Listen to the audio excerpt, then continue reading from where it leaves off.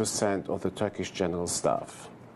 Now, we know that those 149 were not involved in the coup, because had they been involved in the coup, there would have been more than 6,000 or 10,000 soldiers out in the streets. I mean, 149 generals, I would hope, can command more troops than 6,000.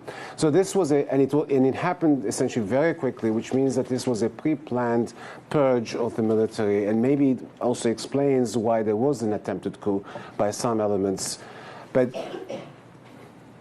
when you look at who are these generals, you do realize that many of them, and maybe most of them, I mean, it's very hard to figure that out concretely, but many of them are or were pro-American, pro-NATO generals. And they are being replaced now, presumably, with much more nationalist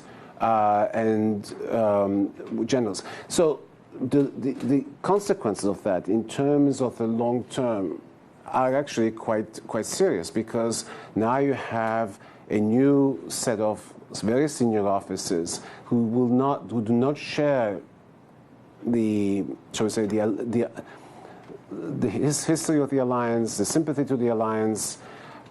That doesn't mean that they will get out of NATO, but it does mean that there's a question mark now about the relationship with NATO. I mean, there's been a lot of talk in the Turkish press about leaving NATO and joining the Shanghai Cooperation Agreement.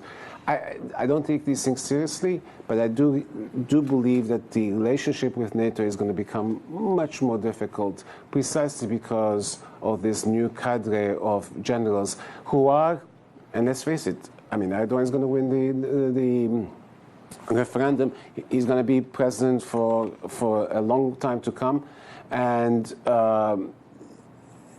his sympathies are a little bit in that. So there may be a shift going